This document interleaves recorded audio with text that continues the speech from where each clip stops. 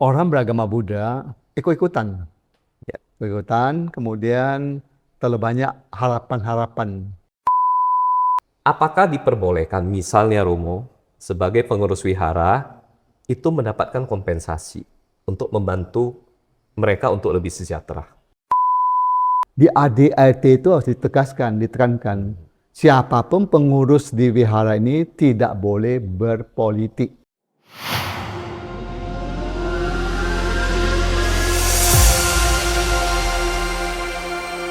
Halo sahabat-sahabat Dharma yang berbahagia semuanya, terimalah salam Dhamma Buddhis, Namo Buddhaya. Namo Buddhaya. Kita kembali lagi pada bincang-bincang Dharma bersama narasumber yang luar biasa, Pandita Peter Lim. Selamat datang Romo di Wihara Samira Bagya. Namo Buddhaya. Bagaimana kabarnya Romo? Sehat, aman-aman, terkontrol. Ini Romo seorang Dharma Duta yang luar biasa, sudah senior, guru agama juga ya Romo ya? Iya, sebelumnya. Dan juga termasuk aparatur sipil negara kalau saya tidak salah Romo. Pensiunan, luar biasa. Dan kali ini kita akan banyak membahas topik-topik yang menarik bersama dengan Romo Peter Lim. Hal-hal yang mungkin agak out of the box, anti mainstream, atau agak kontroversial juga nih. Nanti saya pengen melihat bagaimana pandangan Romo terkait topik-topik yang akan kita bahas. Romo, Ya.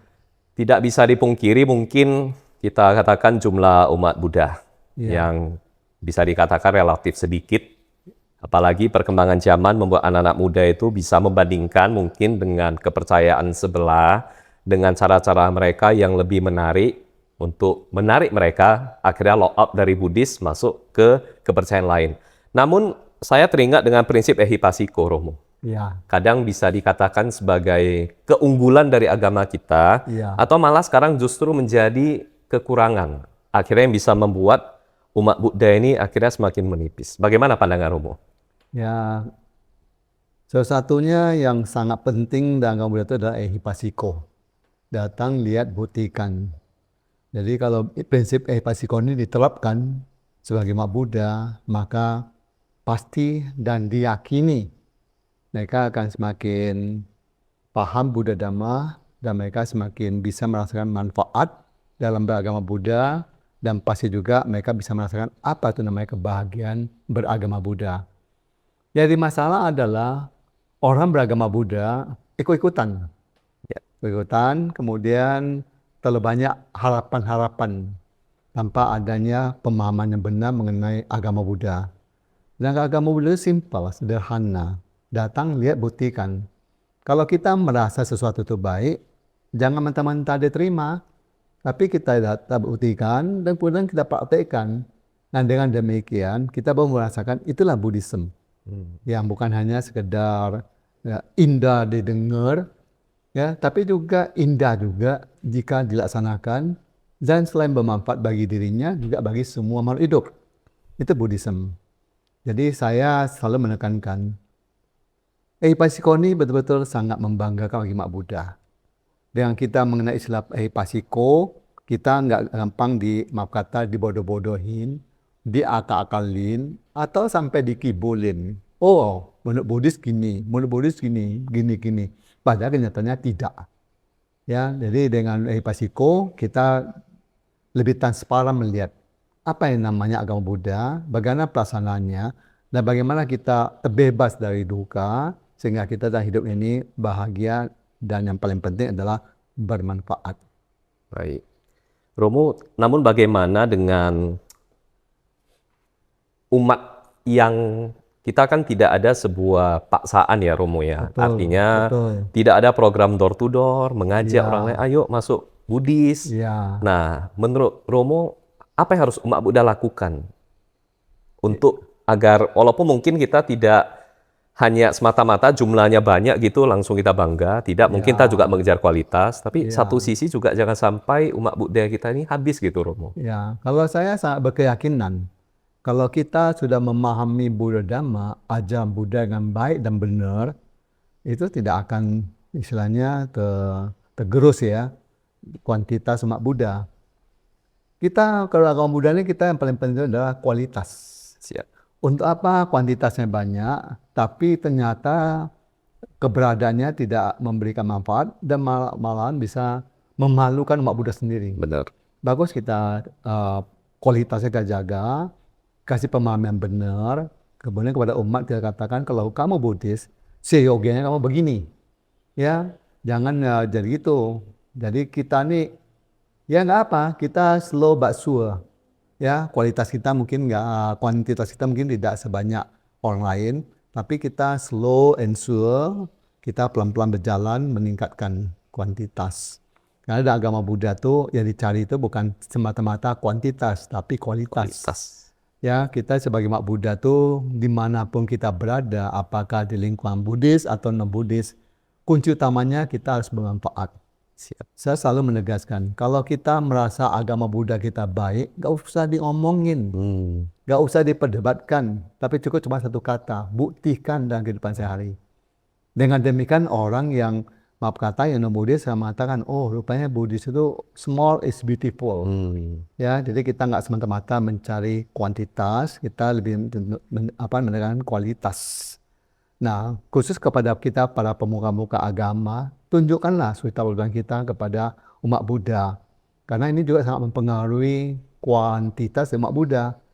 Kalau tokoh-tokoh agama kita, para ulama kita, kemudian para pandita kita yang katanya romo, kalau kita tidak merefleksikan sikap Buddha Dhamma yang baik, ya sama juga.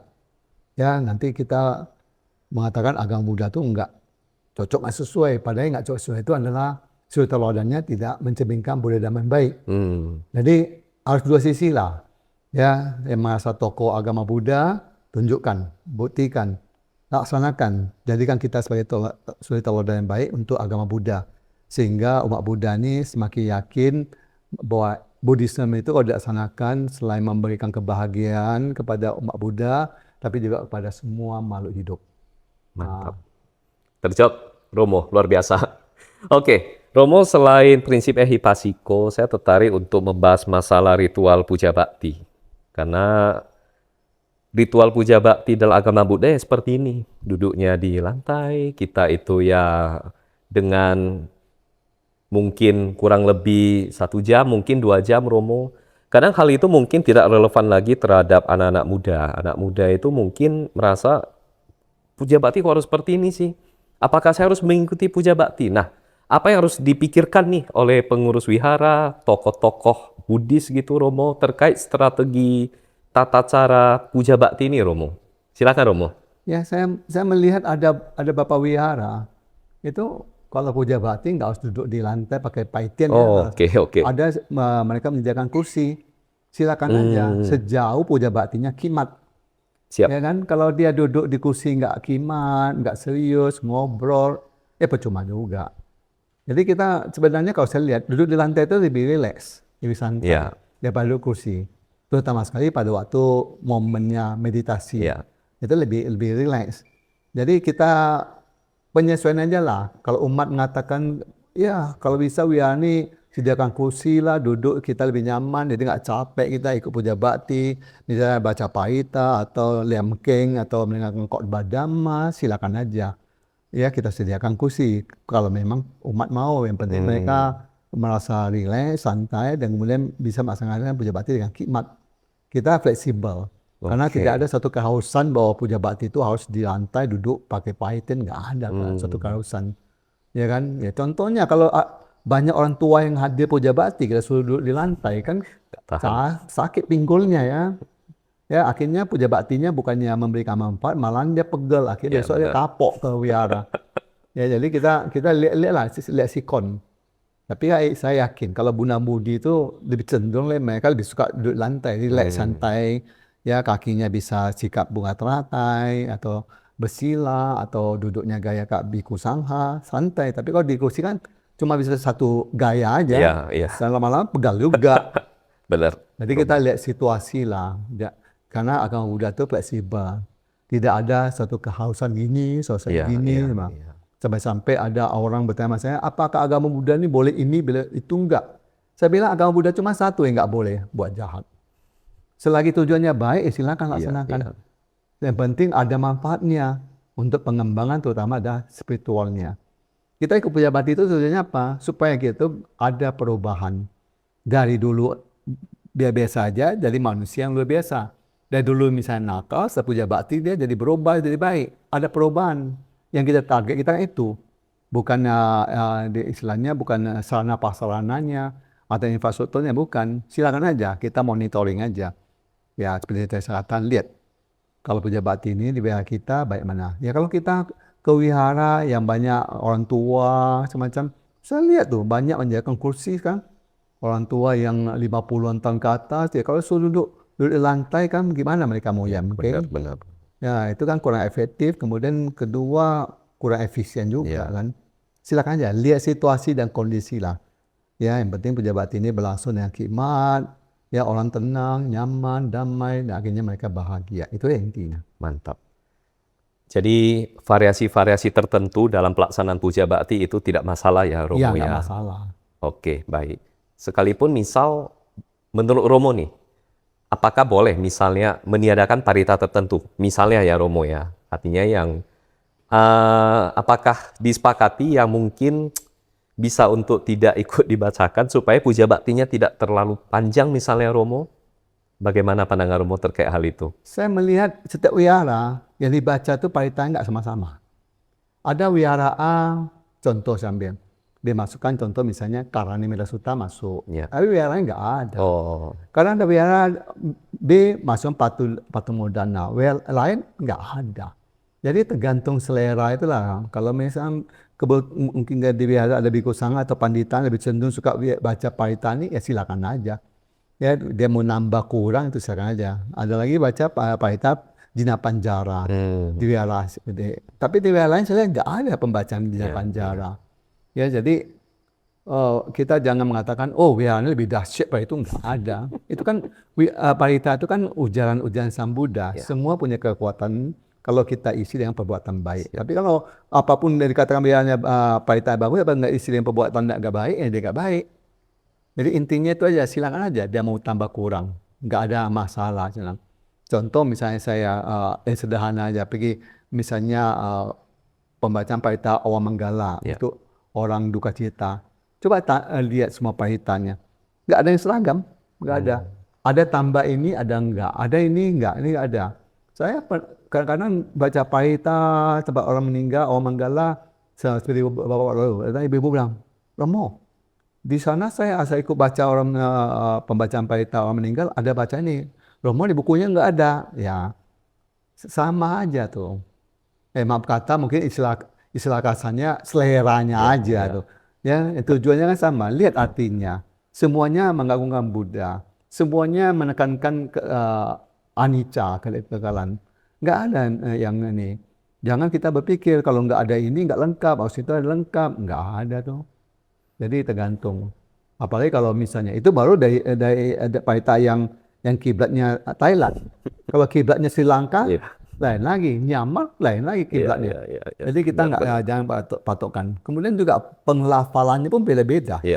Ya, saya ambil contoh sederhana. Dulu waktu kita pertama sekali baca parita itu Namo Tassa Bhagavato Sama Sambuddhassa. Itu kan tradisinya Sri Lanka. Sekarang mana Namo Tassa? Namo Tassa Bhagavato Sama Sambuddhassa.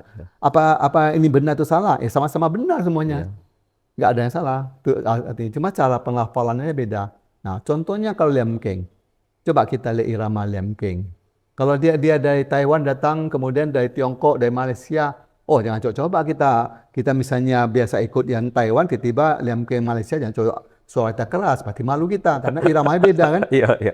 Beda, itu Liam King loh. Sama juga parita. Pembacanya pun tidak intonasi beda.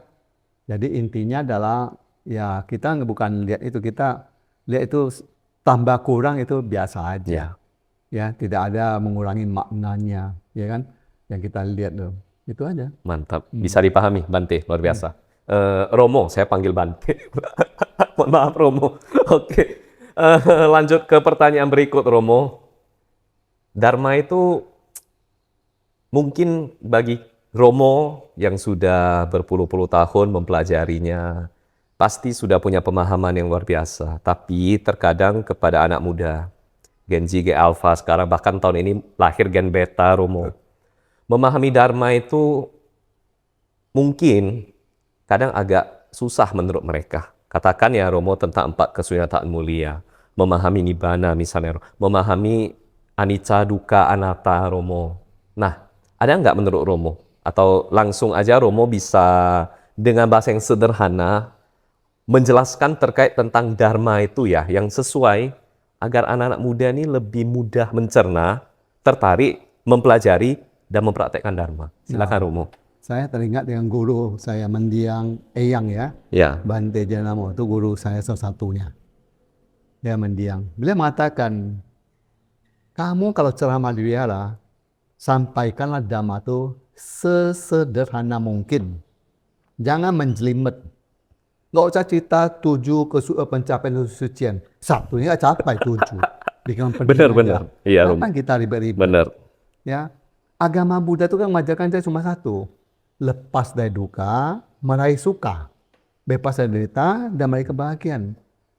Apa orang katakan dhamma itu susah? Enggak, sederhana. Ya, kita pahami hukum karma, kita mengerti dhamma. Kamu tanam apapun itu yang kamu petik. Kamu ingin dipuja, ya berikan pujaan dulu pada orang Ya, lain. ya. Kamu nggak mau disakiti, jangan menyakiti. Ya. Kamu ingin disenangin, senangin orang lain, timbal balik efeknya. Jadi nggak ada yang susah dhamma tuh. Jangan kita mencari anak-anak, oh nibbana tuh gimana? Ya, sekarang saya jadi bertanya, kalau kamu tahu nibbana tuh kamu bahagia? Enggak kan?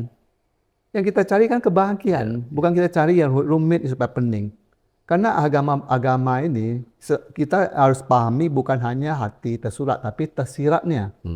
Tersirat. Contoh sederhana kita bilang, saya berdana ke wihara. Ya berdana. Tujuannya apa sederhana? Melepas. Nah kita harus kasih pahami, kalau kita berdana wihara, kita bisa melepas. Maaf kata, suatu saat kita kehilangan barang, kita nggak down, nggak Ya, kecewa. benar. Kan sederhana. Ya, benar Romo. Ya nggak usah kita mengajar, oh nanti kalau kamu berdana kamu bisa kaya raya begini. Nanti orang bertanya kapan? Jadi ribet. Benar, Berarti akhirnya ujung-ujungnya perbuatannya itu ada pamrihnya. Ya. Dia buat baik mengharapkan sesuatu. Sedangkan kita agama Buddha mengajarkan kamu yakin hukum karma. Ya, kalau kamu berdana, ya kamu memberi, maka suatu saat kamu akan menerima. Suatu kondisi akan bisa memetik kalau kita pernah menanam. Tapi kalau kita nggak pernah menanam, gimana kita mau memetik? Jadi semuanya timbal balik aja, nggak susah. Agama Buddha sederhana. Kalau ada yang mengatakan ada agama Buddha itu susah, berarti dia pemahamannya, maaf kata, masih lemah. Ya. Jadi dia harus paham dulu agama Buddha itu sederhana. Nggak ada ribet-ribet kok agama Buddha itu. Ya, makanya agama Buddha itu tadi kita cerita ehipassiko. Siap. Kalau kita kurang paham, kurang jelas, tanya yang mengerti. Ya. Jangan tanyakan pada orang yang nggak paham. Ya. Tambah pening kamu. Jadi kalau tanya sama orang paham, dia akan beri penjabaran yang jelas. Oh, dhamma itu ini. Nah, dhamma itu kalau disingkatkan indah pada awal, indah pada pertengahan, dan indah pada akhirnya. Kalau itu nggak bisa kita dapat konsep ini, itu bukan dhamma. Ya. Ya. Kalau kita buat baik, setelah buat baik keluar dari wihara, muka kita cemberut. Berarti kamu salah buat baiknya. Seyogianya kalau kamu sudah buat baik, kamu keluar dari wihara, kamu ceria, bahagia. Dan kamu termotivasi untuk istilahnya membuat orang terpengaruh untuk buat baik. Ya. Nah, itu barunya kamu paham agama Buddha tuh. Oke. Romo begini, saya ambil sebuah contoh ya Romo. Anak SMP. Dia Buddhis, mungkin dia pernah baca buku Dharma. Kemudian dia itu tertarik misalnya dengan anatta, tanpa aku. Iya. Nah, sebagai seorang anak SMP, kemudian dia tanya, mungkin Romo ke wihara, bagaimana menjelaskan contoh konsep anatta tadi kepada anak yang mungkin secara level pemahamannya belum bisa mencerna sampai ke tahap itu. Misalnya Romo, bagaimana Romo? Anatta itu konsep yang istilahnya sebenarnya mudah-mudah susah. Ya, terutama orang yang nggak punya pondasi agama Buddha yang kuat ya Ya. pondasinya. Ya, tanpa aku. Kalau kita tanpa aku yang ngomong siapa gitu Ya. misalnya. Tanpa aku. Sedangkan Anatta itu mengatakan bahwa kita ini semuanya adalah perpaduan. Ya, sesuatu bisa dikatakan kursi itu karena ada paku, ada kayu, ada segala macam lah, Ya. maka terbentuk kursi. Jadi tanpa aku. Nah, yang ini harus kita pahami, kasih pengertian pada anak-anak. Sebenarnya diri kita itu adalah perpaduan dari unsur-unsur. Ya, unsur-unsur yang kalau disatukan jadilah si Budi, jadilah si Amir, jadilah si Hasan, perpaduan. Jadi itu nggak usah terlalu dipusingkan. Mengapa? Gara-gara itu kita mau tanya, kau tanpa aku siapa aku? Ya. Sama ibaratnya orang bertanya, kalau gitu ayam sama telur sama duluan. Jadi orang bertanya, kalau kamu bilang telur duluan, dari ayamnya dari mana? Kalau ayam duluan, telur dari mana? Nah, jadi pertanyaannya saya bolak-balik balik situ aja lari, nggak kemana-mana. Jadi makanya saya selalu kan, kalau mau tanya itu tanya yang sederhana, bisa pahami, akhirnya bisa membuat kita semakin semangat buat baik. Ya, konsep anatta itu ya itu sama, tanpa aku. Ya, saya selalu ada seorang bante ngomong sama saya. Dia bilang orang ini aktif di wihara, ya, belajar agama Buddha. Tapi sombong minta ampun. Berarti dia ngerti konsep anatta. So, saya di atas di wihara dia semakin low profile, merendah. Karena baginya aku tuh nggak ada. Aku mengabdi itu hanya untuk istilahnya meningkatkan spiritual itu, bukan untuk meningkatkan egoku, keakuanku. Nah, itu yang kita harus jelaskan pada anak-anak. Kamu ke wihara apa? Yang penting kamu ada perubahan, terutama keakuan kamu. Kalau dulu kamu suka dipuji, setelah ke wihara, dipuji nggak puji, kamu stabil. Bisa, tapi butuh waktu. Ya, kalau guru kita dipuji biasa, dicela biasa. Nah, itu udah berarti konsep keakuannya udah nggak ada lagi. Tapi kalau keakuannya tinggi, datang ke wihara, apa dia seorang donatur, dan di wihara nggak dipanggil Pak Bu, wah besok jangan dia ngomong, besok dia coba minta ya. Nah, berarti akuan tinggi. Nah, itu anatta. Saya bisa tangkap bahwa daripada kita menjelaskan dengan ribet, mending kita arahkan mereka menjadi pribadi lebih baik, Romo. Begitu ya. Iya, tujuannya seperti itu. yang Romo sampaikan tadi. Topik berikut tentang duka, Romo. Iya. Kan kita tahu ya, generasi muda, usia 20-an, belasan mungkin sebagai anak remaja, secara data itu mengalami masalah mental health issue, di mana banyak mereka yang mudah depresi, mungkin bukan masalahnya yang berat, tapi mentalnya nggak siap. Saya teringat dengan duka, Romo. Apakah ajaran tentang duka itu bisa tidak sebagai sebuah ajaran yang membuat anak-anak muda sekarang ini lebih bisa menerima kenyataan itu, sehingga masalah mental health issue itu bisa ikut kita basmi begitu, Romo? Bagaimana pendapat Romo? Silakan. Ya, ini duka itu kan kalau kita lihat kan dalam Cattari Arya Sacani ya. Pertama sekali Samudra Baga Ajan itu duka Arya Saca. Hakikat hidup duka. Jadi mengapa Sang Buddha mengatakan hakikat hidup duka? Kenyataannya demikian. Kita lihat kalau kita lahir nangis, berpisah nangis, bertemu dengan benci nangis, semua sebab sedih. Tapi walaupun demikian, ajaran Buddha ini bukan pesimis. Sang Buddha mengatakan itulah realita kehidupan dan ini harus dipahami dengan baik dan benar. Ya, kenapa orang bisa duka? Kunci cuma satu, karena tanha, dia melekatkan. Ya, jadi ini harus kita pahami kepada yang muda-muda nih. Kamu sedih kenapa? Cari dulu dia punya istilahnya inti permasalahannya. Oh, saya sedih. Kenapa? Kalau di rumah mama, papa kurang perhatian. Nah, kalian tanya pada dirimu sendiri. Mengapa sampai orang tua nggak punya perhatian pada kamu? Kamu berapa orang saudara? Oh, 2. Adikmu? Iya. Apakah hal ini terjadi pada adikmu? Tidak. Nah, kalau gitu berarti kamu harus memperbaiki diri. Berarti ada something wrong yang harus kamu berubah.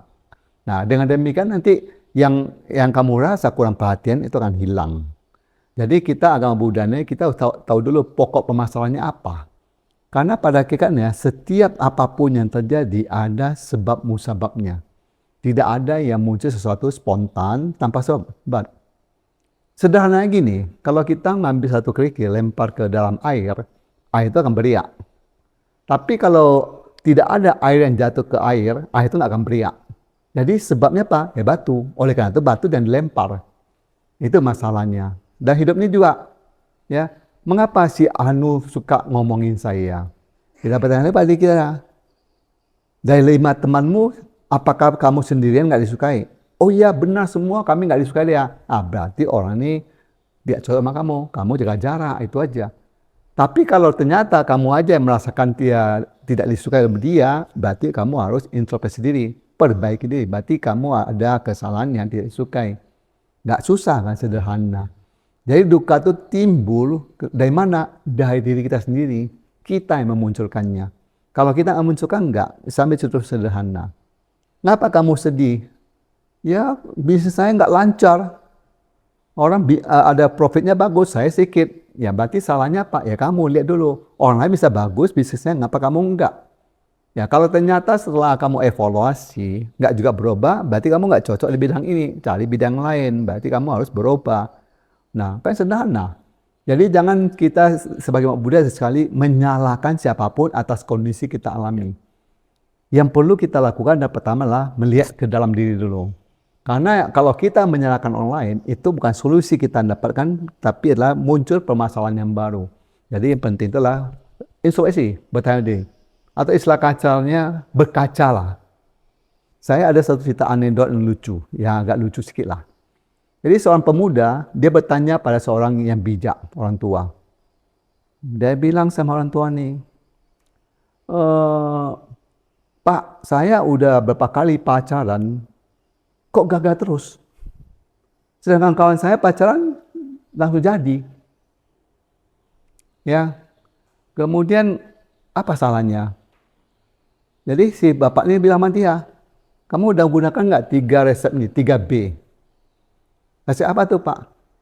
Yang pertama berdoa. Oh rajin saya berdoa. Orang seminggu cuma 1-2 kali, saya tiap hari berdoa. Udah berdoa. Oke, yang kedua. Enggak juga berhasil enggak? Kamu udah pakai jus kedua apa? B kedua berusaha. Oh sudah. Malahan calon mertua saya sogokin beli bahan-bahan sama dia supaya dia mempengaruhi anaknya mau sama saya. Juga gagal. Oh kalau gitu terakhir yang salah kamu. Kamu udah berkaca belum? Nah itu kuncinya. Jadi intinya apa? Kita jalan menyalahkan orang lain, tapi lihat ke diri kita sendiri. Dan pasti dan sangat dipastikan semua permasalahan atau istilah kasarnya duka itu muncul dari diri kita sendiri. Kita akan sedih karena kita ingin. Kalau kita nggak ingin, kita nggak sedih. Saya nggak mau punya mobil, nggak dapat mobil, nggak sedih. Tapi karena saya ingin punya mobil, nggak dapat mobil, saya sedih. Keinginan itulah tanha, nafsu keinginan. Berarti ajaran itu cocok kita sampaikan pada anak muda. Sangat ideal sekali. Sangat ideal ya. Sekali kita sampaikan. Nah, kasih mereka pemahaman yang benar. Baik, mantap Romo. Romo, topik berikut mungkin tentang masalah pengurus wihara. Pengurus wihara itu kalau sering kita jumpai, mereka itu punya profesi utama. Jadi tidak pure sebagai pengurus wihara. Dan mereka tentunya juga harus punya mencari nafkah begitu, Romo. Bagaimana pandangan Romo terkait begini? Saya katakan, kadang ada umat, dia itu sangat aktif, sangat ingin aktif di wihara. Tapi hanya karena ya dia harus mikirin kerjaannya. Kalau saya aktif selalu ke wihara, ataupun kadang kegiatan di wihara tidak selalu kenanya di hari libur, maka saya harus bekerja. Sehingga dia punya passion, tapi satu sisi dia harus menghidupi keluarga. Ada pekerjaan utamanya. Satu sisi, umat kita katakan yang sudah sejahtera, Romo, dia pebisnis. Dia bisa meninggalkan bisnisnya untuk berbuat apa saja, tapi ini orang yang kurang paham terhadap Dharma. Dia beda dengan yang tadi. Katakan yang tadi, Romo, kalau dia sebagai pengurus tentu akan lebih kompeten. Tapi yang ini, mereka hanya tahu kasih dana saja. Nah, begini, Romo. Apakah diperbolehkan, misalnya, Romo, sebagai pengurus wihara, itu mendapatkan kompensasi untuk membantu mereka untuk lebih sejahtera, sehingga mereka lebih aktif sebagai aktivis Buddhis. Silakan Romo. Oke, ini yang masalah klasik umat Buddha. Saya dari 83 sudah aktif. Banyak terjadi patah tumbuh hilang berganti. Ya, jadi pengurus muda-mudi, ketua muda-mudi, penasehat, tiba-tiba hilang dari radar, hilang dari peredaran. Faktornya apa? Sederhana, kita masih amatir, tidak profesional. Saya ambil contoh, saya pernah diundang ke salah satu wihara terbesar di Taiwan, saya nggak sebut namanya. Sampai sana saya lihat wiharanya besar. Saya lihat ada yang di sana berdasi, pakai jas. Saya tanya, Bapak di sini kerja? Iya, bangga dia. Di wihara kerja, bangga dia. Kalau di Medan kerja di mana wihara? Malu minta ampun. Malu, karena nggak digaji, nggak ada duit, melarat lagi kan. Di sana bangga dia, gembira. Jadi saya tanya, Bapak sebelumnya kerja apa? Oh, saya dulu kacap bank. Kacak Bing. Jadi masa Kacak Bing mau kerja sosial di wihara? Siapa bilang kerja sosial? Dulu saya kerja dapat misalnya 10 ribu. Sekarang saya dikasih 15. Dengan catatan saya kerja profesional. Jadi ada konditenya, penilaiannya. Kalau ini nggak capai, maaf kata kita putus kontrak. Jadi saya mau tak mau, saya terima ini dan saya kerja secara profesional. Tidak amatir. Kenapa? Kalau saya melepaskan saya punya pekerjaan, anak istri saya makan apa? Ya, benar. Saya kan harus gitu. Ya, nggak mungkin saya datang sini kan misalnya aktif di wihara, kemudian keluarga saya terbengkalai. Itu kan nggak elok, nggak bijak. Ya, jadi mereka mengatakan ini aku kerja profesional. Dan itu bukan hanya saja saya, tuh teman-teman saya tuh yang berdasi pakai jas, demikian semuanya. Jadi mereka itu kerja profesional dan mereka kerja itu bangga. Yang penting ada istilahnya sekali prestis. Ya, lain kalau di Indonesia Medan, semuanya peca kalau istilahnya amatir. Datang, ada waktu datang, nggak datang, ada waktu nggak datang. Akhirnya yang harus dikerjakan, pending, akhirnya programnya gagal. Jadi kalau kami sudah punya program tuh, kayak sistemnya perusahaan, jadi ada pimpinan kami ini, pokoknya target, ya pokoknya harus berubah, progresnya ada jelas. Jadi makanya saya bilang, tadi saya ketemu habis ceramah di salah satu wihara di Siantar, saya bilang, ya kita boleh baksos, nggak salah baksos. Tapi saya mengatakan alangkah bijaknya sebelum kita baksos, lihat anggota kita yang aktivis wihara nih, bagaimana kehidupan ekonominya. Kalau susah itu kita subsidi dulu, ya. Jangan yang susah nih suruh bagian baksos, bisa nangis dia bagikan, terharu dia. Saya aja susah, masih mau mikirin orang gitu. Jadi itu kita perhatikan, ya notabene kita lihat aktivis wihara kan bukan semuanya ekonominya bagus, banyak menengah ke bawah. Jadi kita harus perhatikan dulu. Setelah itu baru kita keluar. Jadi itu namanya luar bagus, dalam bagus. Kalau ini luar bagus, dalam jelek gitu. Nah itu namanya bijaksana lah. Kita harus dulu prioritas utama. Jadi kalau saya katakan bukan salah lagi kalau misalnya pengurus wihara, pemilik wihara itu menyantuni orang wihara yang aktif wihara supaya hidupnya sejahtera. Itu nggak salah. Itu menurut saya itu wajib. Supaya dia lebih betul-betul mencintai Buddha Dhamma. Ya kalau enggak gimana? Kan susah. Kita melihat umat Buddha akhirnya datang. Mengapa kamu nggak ke wihara? Waduh, saya kerja. Jadi tadi kata, mengapa kamu nggak ke wihara? Aduh, saya nggak ada waktu. Aduh, mengapa kamu ke wihara? Aku nggak bisa. Banyak alasan yang muncul. Yang inti pertama persoalannya hanya masalah ekonomi. Jadi saya cuma mengatakan, marilah kita profesional, jangan lagi amatir. Profesional itu saya bayar sesuai kemampuan Anda. Kalau nggak mampu, saya akan ganti yang lain. Jadi orang bisa melihat dia punya potensinya. Bukan datang ke wihara asal-asalan. Nah, itu. Apakah itu berlaku, kita katakan pengurus wihara, Romo. Tapi bagaimana dengan pengurus organisasi misalnya? Ya, kalau memang pengurus organisasi, dia memang perlu disantuni. Karena dia masuk di organisasi, dia pengurus. Belum tentu ekonominya bagus. Belum tentu. Saya melihat belum tentu. Ya, maaf kata, sorry. Saya ada ketemu di Medan. Dia aktif di organisasi. Kerjanya apa? Gojek. Wakil ketua pula, Gojek naik sepeda motor. Nah, kita suruh dia ini. Jadi hidupnya gimana? Ya, saya bilang itu bakso berasa mengapa nggak kasih dia dulu? Misalnya 2-3 karung, kan dia tuh Gojek. Kadang-kadang ada order, kadang enggak. Itu saya lihat sendiri loh. Nah, di luar kita kasih 50 ton, 100 ton semacam sumbang, tapi yang ini yang pengurus organisasi ini kita bengkalaikan. Istilahnya yang di luar nampak, di depan mata nggak nampak. Nah, kan rasanya itu kurang bijaksana. Ya, haruslah kita bijak. Ya, istilahnya apa? Sebelum kita menolong orang, tolong diri sendiri dulu. Itu baru benar. Ya. Romo, luar biasa. Romo, ini ada topik yang cukup kontroversial. Mungkin kita amati bersama terkait politik dan wihara. Politik seringkali menjadi wihara, Romo, atau organisasi Buddhis. Seringkali mungkin kita melihat, walaupun tidak semua mungkin, Romo, dijadikan sebagai alat untuk menguntungkan diri sendiri. Kita katakan, Romo, calon anggota legislatif. Nah, kemudian untuk mencari suara. Dia akan melihat dong di mana komunitas yang bisa menciptakan power. Nah, akhirnya gabung ke wihara. Dan entah gimana, mungkin dia terpilih menduduki salah satu jabatan, katakan sebagai ketua organisasi di dalam. Tapi ternyata niatnya tidak ikhlas, tidak betul-betul ingin sebagai pelayan dharma. Nah, selama masa pemilihan anggota legislatif, masa pemilu begitu Romo, kan itu hal yang mungkin sering kita lihat. Menurut Romo, bagaimana menyikapi hal ini? Saya dari dulu mengatakan, agama dengan politik itu tidak bisa matching, nggak bisa sejajar atau ya. Kenapa? Ajasnya beda. Kalau agama itu ajasnya kebenaran, hitam-hitam, putih-putih. Kalau politik ajasnya hitam dan putih itu tergantung manfaatnya. Jadi ini harus dipahami oleh pengurus wihara. Makanya di ADRT itu harus ditekankan. Siapapun pengurus di wihara ini tidak boleh berpolitik. Itu harus ditekankan. Nah, kalau itu sudah ditekankan, siapapun pengurus, kalau di politik, kita pengurus wihara, apa anggota kita berhak suruh menghentikannya. Kalau enggak bisa. Harus jelas ADRT-nya. Lihat ADRT.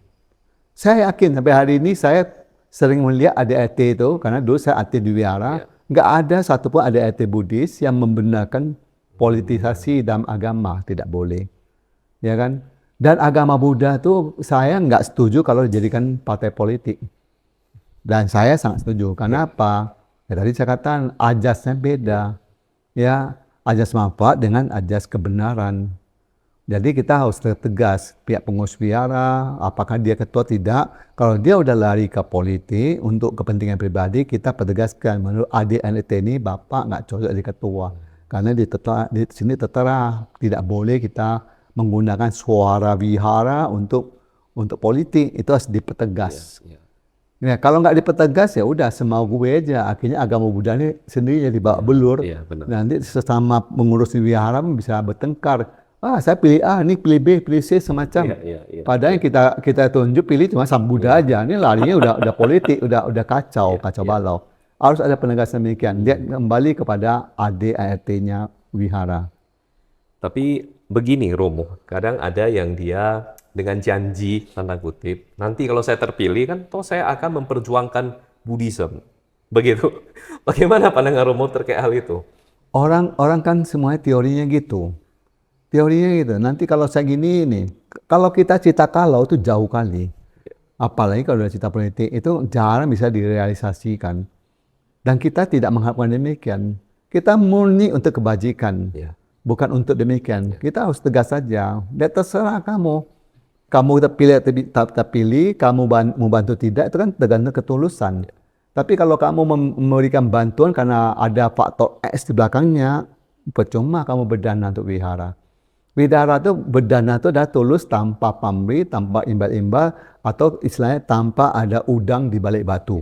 Tidak ada tujuan tertentu. Dia tulus ikhlas. Saya membantu ini ikhlas, tidak mengharapkan apapun juga.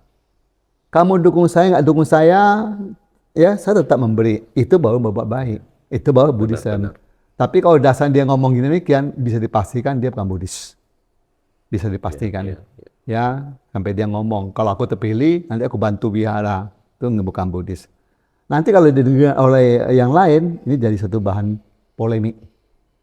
Nah, ini harus kita hindari. Jadi, pengurus wihara dimanapun, ya kita harus tegas lah. Kalau kita masih mengaku agama Buddha, kita cinta agama Buddha, janganlah sampai dikotori.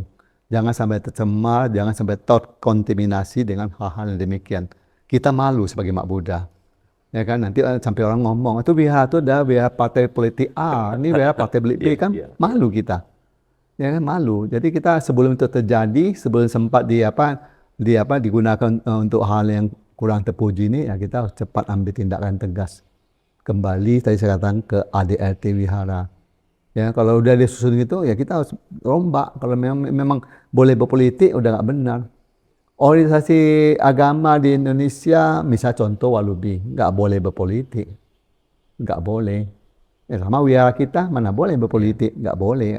Coba perhatiin ADRT wihara Samida Bagya. Pasti nggak ada artinya. Mendatangkan orang kampanye pun tidak Nggak boleh kan? diperbolehkan. Nggak boleh. Kamu mau ceramah boleh, tapi yang coba suruh saya pilih kamu itu nggak boleh. Jangan itulah kita sudah ceramah diajak jelekkan sekte lain, kita nggak boleh. Kita suruh ceramah boleh cerita agama Buddha, nggak cerita siapa, apalagi jelekkan biku, jelekkan bisu, jelekkan ini tokoh agama nggak boleh. Itu nggak istilahnya tidak sesuai dengan ajaran Buddha. Ajaran Buddha itu adalah satu. Setelah orang datang ke wihara, setelah orang puja bakti, setelah orang mendengar khotbah dhamma, setelah orang melakukan hal-hal yang baik di wihara, dia keluar wihara tersenyum dia. Tidak ada rasa kebencian. Berarti dia udah nggak salah beragama, udah nggak salah dia ke wihara kita. Tapi kalau sudah sampai ke wihara dia keluar, wajahnya cemberut, nampak orang kayak mau nerkam orang, mau berantem, itu udah salah. Udah salah masuk wihara dia. Nah ini harus kita jaga. Ya. Siap, setuju Romo. Romo, closing statement, kalimat penutup, kata-kata atau pesan bijak yang bisa Romo berikan kepada pemirsa mungkin yang menyaksikan video ini, terutama motivasi agar mereka itu bisa sebagai pelayan Dharma yang luar biasa, terutama bagi anak-anak muda. Silakan Romo. Ya, Bapak Ibu sekalian, dan saudara, kita kalau sebagai aktivis Buddhis lah, nggak usah ngatokol atau jauh kan, aktivis Buddhis, kalau kita di wihara tuh, marilah kita mengajarkan kebenaran sesuai ajaran Buddha, di mana ajaran Buddha itu memberikan keteduhan, kedamaian, dan kebahagiaan. Ya, intinya adalah setiap orang sudah beragama Buddha, dia ada berubah, ada perubahan, ya. Dan jangan kita jadi provokator, jangan kita mengadu domba, dan jangan kita menjelekkan orang lain. Kalau kita ingin mengatakan kita baik, sederhana aja, tunjukkan dan perbuatan kita. Nggak usah sampai kita ngomong kita baik. Orang yang mengatakan dia baik itu munafik. Tapi kita kalau dikatakan orang lain baik, itu bagus. Berarti betul dia lihat. Nah, yang kedua, jadilah suri teladan dan kebajikan. Tunjukkanlah. Agama Buddha itu damai, tenang, dan tidak pernah membuat kerusuhan. Jadi di mana agama Buddha itu memberikan kedamaian, keteduhan. Siapapun datang mengenal agama Buddha, bahagia. Ya, jangan kita memberi kesan bahwa orang takut masuk agama Buddha karena ini, karena itu. Ya, itu kamar jelek loh. Ya, yang ketiga, ya sebagai Mak Buddha, kita ke wihara haruslah kita pahami pariyati, pati-pati, patibeda, pelajari, dalami, dan praktikkan agama Buddha dan kehidupan sehari. Dengan demikian kita dapat manfaatnya. Jadi kalau agama Buddha, kalau kita tahu teori, nggak bisa dipraktikkan, cuma bisa diperdebatkan, kita gagal beragama Buddha. Jadi agama Buddha itu selain kita tahu teori, dipahami, yang penting dipraktikkan dalam kehidupan sehari-hari. Semoga bermanfaat. Sabi sata, bawantu, sukirata. Semoga semua makhluk hidup berbahagia. Sadu, sadu, sadu. Romo, terima kasih banyak. Terima kasih. Perbincangan yang luar biasa untuk kesempatan kali ini, sangat membangun wawasan, memberikan masukan-masukan yang sangat luar biasa sekali, Romo. Sangat menginspirasi sekali. Mudah-mudahan di kesempatan yang lain, kalau ada karma baik, kita jumpa kembali, Romo. Terima kasih. Jangan segan-segan untuk datang lagi ke Kota Siantar, ke Wihara Samida Bagya, untuk memberikan Dharma Desana kembali. Romo. Terima kasih. Terima kasih. Sadu, sadu, sadu. Semuanya, terima kasih kepada yang telah menyaksikan video ini. Semoga memberi manfaat luar biasa bagi kita semua. Tetap semangat dalam Dharma. Saya tutup dengan Namo Buddhaya. Budaya.